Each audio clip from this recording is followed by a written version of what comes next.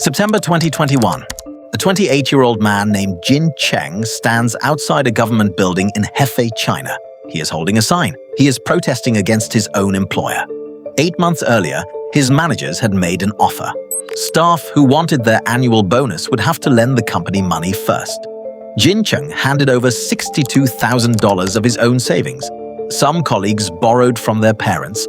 Others took out bank loans to make the payment. Then the company stopped paying them back. The company was Evergrande.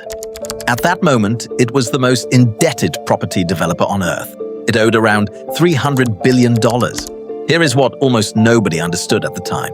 Most of that money was not owed to banks. It was owed to people like Jin Cheng, to construction crews who had already done the work, to roughly 1.5 million families. They had paid in full for apartments that did not exist. Evergrande was not borrowing from the financial system. It was borrowing from its own customers and its own staff. This is how China built the largest corporate collapse in history and handed the bill to the people who trusted it. To understand what happened to Jin Cheng, you need to know how Chinese apartments were sold.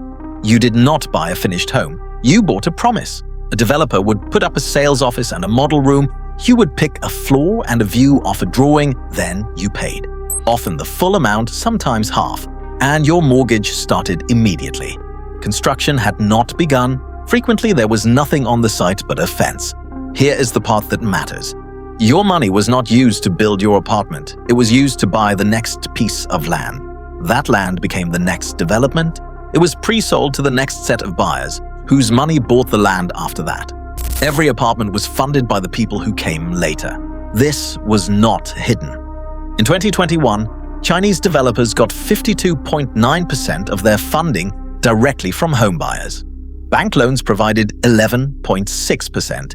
Read those two numbers again. The buyers were the bank. A system like that has one requirement: it can never stop. The moment sales slow, there is no money to finish the buildings already sold. So, why did nobody shut it down? Because of who was selling the land. Chinese local governments have almost no property tax. Since a reform in 1994, most tax money goes to Beijing. Cities still have to pay for schools, hospitals, roads, and police. What they do have is a monopoly. Only a local government can turn rural land into urban land. They buy it cheap, then auction the right to build on it. By 2021, that was bringing in 8.7 trillion yuan a year, somewhere between 30 and 40% of local government income. Now look at the circle. The developer needed the buyer's deposit to purchase land.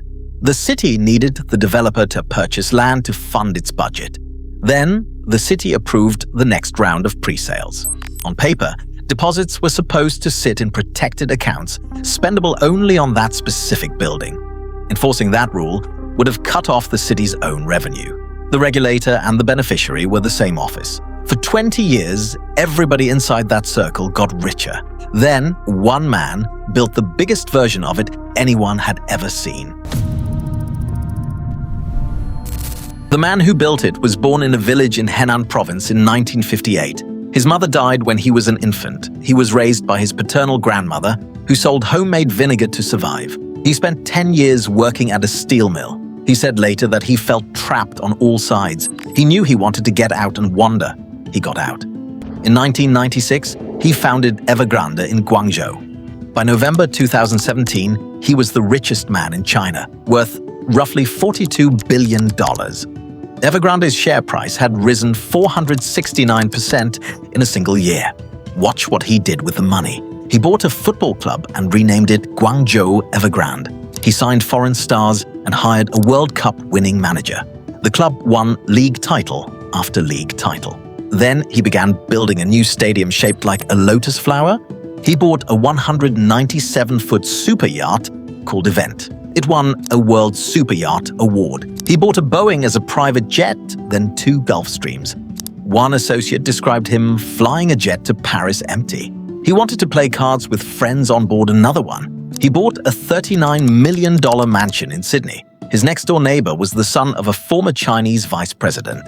None of that is the number that matters. Evergrande also decided to build electric cars. Between 2021 and 2022, Evergrande Auto lost $9.95 billion. In that time, it delivered roughly 1,000 vehicles. Work that out. Around $10 million burned per car sold. There was bottled water, there was pig farming, there was a man-made archipelago off Hainan. He claimed to have sketched it himself in a hotel room. Every one of those was funded the same way, by people who had paid for apartments that did not exist yet. The circle only worked while it kept spinning. In August 2020, Beijing decided to stop it. On the surface, the policy sounded technical. 3 ratios announced at a meeting in Beijing in August 2020.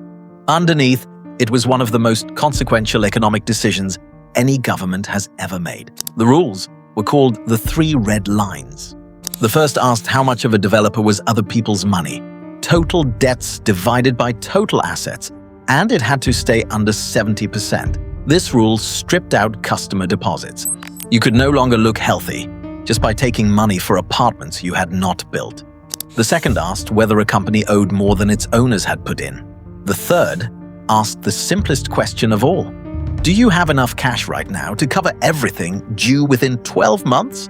Evergrande failed all 3. Here is what the policy actually did. It seized nothing. It capped how much new debt a developer was allowed to take on. For any company breaching all 3 lines, that cap was 0, which meant every bond and every loan coming due had to be repaid out of cash, not rolled over, not refinanced. Remember what the machine required, it could never stop. Beijing had just stopped it. This was not an accident or an overcorrection. Xi Jinping had been repeating the same sentence since 2017. Houses are for living in, not for speculation. For 4 years, that was a slogan. In August 2020, it became an enforcement mechanism. 13 months later, the largest developer on earth missed the interest on its own bonds, and 1.5 million families found out what they had actually bought. The number everybody used was $300 billion. It got repeated so often it stopped meaning anything. So break it into its parts, because the parts are the story. In July 2023, Evergrande finally published accounts it had been withholding for 2 years. Total liabilities, 2.4 trillion yuan. Of that, actual borrowing was 25.1%. Bank loans and bonds, a quarter. So what was the other 3/4? 41.1% was owed to suppliers and builders, cement companies, steel companies, electricians, scaffolders, window fitters, people who had already done the work and never been paid for it. And 29.6% was customer deposits, money handed over for apartments that did not exist. Read that again. 70% of the largest corporate debt in history was owed to ordinary businesses and to ordinary families. The banks were the smallest part of it. This is why Western commentators kept predicting a Chinese banking crisis that never arrived. They were looking in the wrong place. The losses were not sitting on bank balance sheets where a regulator could see them. They were sitting in the savings of people who had no idea they were creditors. A supplier who builds a tower and is not paid is a lender. A family that pays for an apartment 2 years early is a lender. Neither signed a loan agreement, neither could sell their position or renegotiate terms. They simply discovered one day that they had been financing the whole thing. Some of them found out in a way you would not expect. Evergrande began paying its contractors in apartments, not cash. Unfinished units in its own developments handed over instead of money, which meant the people who built the buildings were now stuck holding them.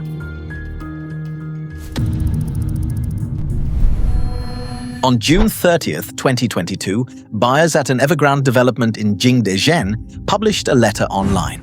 The project was called Dynasty Mansion in Jiangxi province. Construction had stopped. The letter ran about 590 words and made one threat. Every buyer with a mortgage would stop paying it unless building resumed by October. Understand what that meant. They were not refusing to pay a builder. They were refusing to pay a bank for a building that did not exist. The law still held them responsible for every installment.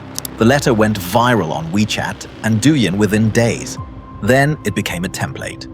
By mid-July, buyers at 235 developments across 24 of China's 31 provinces had copied it. Within 4 weeks, more than 320 projects in about 100 cities.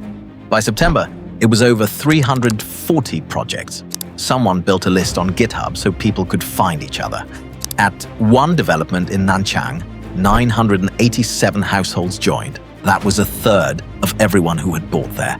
Then the suppliers started doing it too. Construction firms stopped repaying their own bank loans because the developers had not paid them. The response was what you would expect. Banks were instructed to keep lending. Social media accounts organizing the boycott were deleted. Not every story is about people who got nothing. Zhang Fenglian bought an Evergrande apartment in Chongqing in 2018 near the top of the market. He paid roughly $1 million, about $140,000. It was for his son. He actually got the apartment in 2022. What he did not get was the development drawn on the brochure. No amenities, in his own words, nothing there except a few trees. He is one of the lucky ones. He owns something. Then in November 2024, Evergrande wrote to its former employees. Managers who worked there between 2017 and 2021 were asked to hand money back. 15% of the salaries and bonuses they had already earned. The company was still trying to collect from the people it had already taken from. Jin Cheng was 28 when he stood outside that government building in Hefei. What happened to his $62,000 has never been reported. On January 29, 2024, in a Hong Kong courtroom, Judge Linda Chan ordered Evergrande liquidated. The company had spent 2 years promising a restructuring plan and never produced one. Her words were reported around the world. Enough is enough. Liquidators were sent in to recover what they could. Here is what they have found. Against roughly $45 billion in claims, they have realized about $255 million. That is a recovery rate of around 0.6%, under 1 cent on the dollar. Then the regulator explained what had been going on inside the accounts. In March 2024, China's Securities Commission laid out its case. Evergrande's main subsidiary had inflated its revenue in 2019 by 214 billion yuan. That was half of everything it claimed to have earned that year. In 2020, it inflated revenue by 350 billion yuan. That was 78% of the reported figure. Across 2 years, roughly 564 billion yuan of revenue that did not exist. Around $78 billion. Bloomberg called it among the largest corporate frauds ever recorded anywhere. Hui Ka Yan was fined personally and banned from China's securities markets for life. He had been detained in September 2023. On April 14, 2026, in a court in Shenzhen, he pleaded guilty to fraud. As of today, he has not been sentenced. Now the harder question, was Beijing right? There is a real argument that it was. The government chose a controlled demolition over an even larger bubble. No banking crisis followed. One American analyst put it simply, it worked, and Evergrande was the biggest victim of that policy. But look at what happened to Country Garden. Country Garden was the careful one. Lower debt, spread across smaller cities, and it passed all 3 red lines. It defaulted anyway, 2 years later. If the policy had correctly identified the reckless companies, the compliant one survives. It did not, which suggests the 3 red lines never diagnosed the problem. They just revealed it everywhere at once. September 2021. A 28-year-old man stands outside a government building in Hefei, holding a sign. He is not a bondholder. He is not an investor in any sense he would recognize. He is an employee. His managers told him that keeping his bonus meant lending his savings to his own company. Everyone in this story was lending without knowing it. The families lending their deposits, the builders lending their labor, the cities lending their approval because they needed the land money, the staff lending their bonuses. None of them signed a loan agreement. All of them were creditors. That is what collapsed in 2021. Not a company. A method of financing an entire country. It worked perfectly for 20 years on one condition. It could never stop. Beijing stopped it deliberately, and stopping it was probably necessary. Hui Ka Yan has pleaded guilty and is waiting to be sentenced. That is a real consequence. It is not the same thing as anybody getting their money back. The recovery rate is 0.6%. The bill landed on the people who thought they were buying a home. Evergrande revealed how deeply ordinary families had staked their savings on promises rather than finished buildings. Watch how that same fragility runs through China's demographic future. Watch. Where did China's 1.4 billion people actually go?